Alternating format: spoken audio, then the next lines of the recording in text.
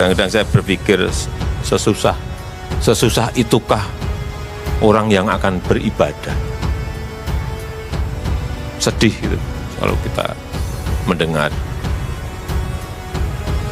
Ini mumpung juga ketemu Bupati dan Wali Kota mengenai kebebasan beribadah dan kebebasan beragama.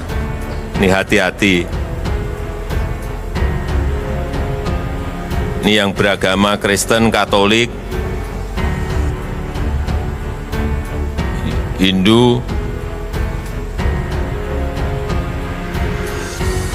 Konghucu, hati-hati. Ini memiliki hak yang sama dalam beribadah, memiliki hak yang sama dalam kebebasan beragama dan Good job! Indonesia sejak dulu kala tetap dipuja-puja bangsa. Perayaan Hari Imlek tentu menjadi momentum yang sangat ditunggu-tunggu, tidak hanya oleh masyarakat Tionghoa, namun oleh seluruh masyarakat Indonesia. Dari tahun ke tahun, perayaan Imlek selalu semarak dengan pernak-pernik yang serba berwarna merah. Pemandangannya sangat meriah, apalagi ditambah dengan atraksi barongsai yang memukau. Namun di balik kemeriahan perayaan Imlek, ada satu makna yang bisa diambil, yaitu keanekaragaman di Indonesia terus terjaga hingga saat ini. Keanekaragaman dan kemajemukan di Indonesia merupakan sebuah anugerah yang dikaruniai oleh Tuhan Yang Maha Esa. Namun, kekayaan ini bisa menjadi tantangan jika tidak dikelola dan ditangani dengan baik. Menurut Metris dalam bukunya, manajemen keanekaragaman tidak hanya memiliki efek positif, namun bisa juga negatif.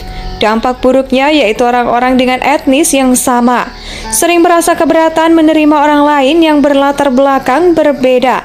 Hal ini yang tidak diinginkan oleh Presiden Joko Widodo atau Jokowi. Perbedaan antara etnis seharusnya bisa merekatkan, bukan memicu terjadinya konflik horizontal.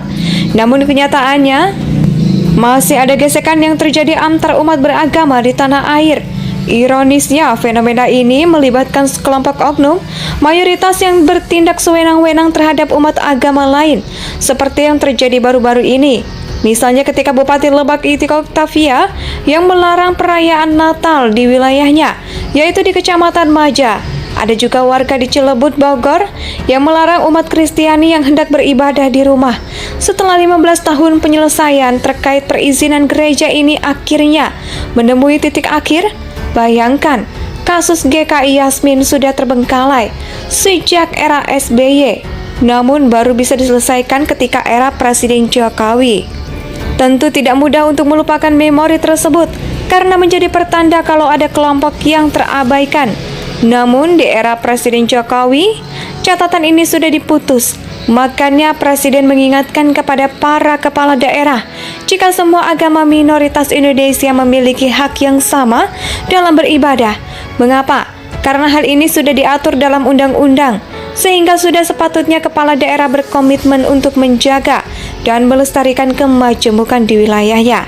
Jaminannya ada dalam konstitusi yang tertera dalam pasal 24 ayat 2 Undang-Undang Dasar 1945, yaitu menyatakan kalau negara itu menjamin masyarakatnya untuk memeluk agama masing-masing dan beribadah menurut kepercayaan agamanya. Atas dasar inilah Presiden Jokowi dengan tegas menyebut jika konstitusi ini tidak bisa dikalahkan dengan kesepakatan. Ketegasan Jokowi ini mengingatkan kepada sosok Abdurrahman Wahid atau Gus Dur yang ketika menjabat sebagai Presiden RI mencabut Inpres nomor 14 tahun 1967. Adapun aturan ini cenderung mendiskriminasi etnis Tionghoa selama 32 tahun, sehingga ruang gerak mereka terbatas. Maka Gus Dur nggak ragu mencabut aturan itu dan menggantinya dengan Kepres nomor 6 tahun 2000 yang akhirnya membuat warga Tionghoa mendapatkan hak yang sama sebagai warga negara Indonesia. Nggak heran kalau sosok Gus Dur ini akhirnya begitu membekas di hati masyarakat Tionghoa. Hingga saat ini jasanya begitu besar membuatnya disebut sebagai Bapak Tionghoa Indonesia. Keadilan yang ditunjukkan Gus Dur ini menunjukkan bagaimana seharusnya kepala negara memimpin rakyatnya. Semua sama rata dan tidak ada pihak yang merasa dirugikan. Kini tidak hanya masyarakat Tionghoa, namun seluruh masyarakat dari berbagai etnis turut meramaikan perayaan Imlek. Bahkan sekarang ada kepala daerah yang berbesar hati menyulap kotanya dengan pernak-pernik Imlek, yaitu Gibran Raka Buming Raka. Wali Kota Solo ini mendukung adanya rangkaian perayaan Imlek tahun 2022 lalu dengan meriah di kotanya. Bahkan tahun 2023 ini pernak-pernik Imlek seperti lampion sudah menghiasi kota Solo, khususnya di kawasan Pasar Gede. Pemandangan ini begitu indah karena kepala daerah selaku pemimpin di wilayahnya memberikan contoh yang baik untuk merajut kemajemukan di Indonesia. Maka nggak heran kalau indeks kerukunan umat beragama atau KUB di Solo pada tahun 2021 mencapai angka 72,39 atau berada pada kategori baik. Perayaan Hari Imlek tentu menjadi momentum yang sangat ditunggu-tunggu, tidak hanya oleh masyarakat Tionghoa, namun oleh seluruh masyarakat Indonesia. Dari tahun ke tahun, perayaan Imlek selalu semarak dengan pernak-pernik yang serba berwarna merah. Pemandangannya sangat meriah, apalagi ditambah dengan atraksi barongsai yang memukau.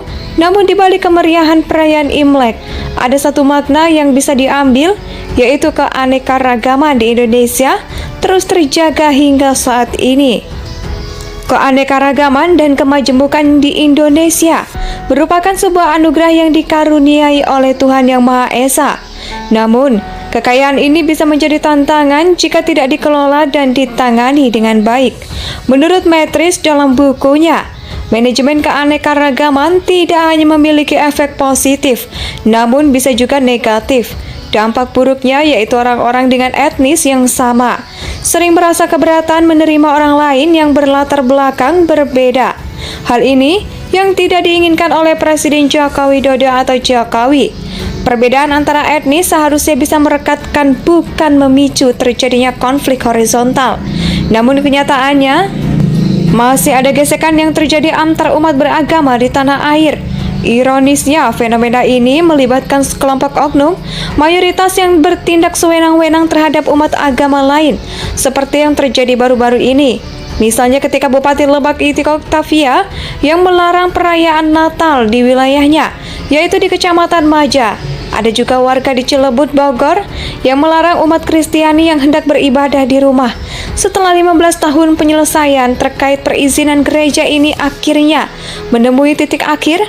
Bayangkan, kasus GKI Yasmin sudah terbengkalai sejak era SBY, namun baru bisa diselesaikan ketika era Presiden Jokowi. Tentu tidak mudah untuk melupakan memori tersebut karena menjadi pertanda kalau ada kelompok yang terabaikan.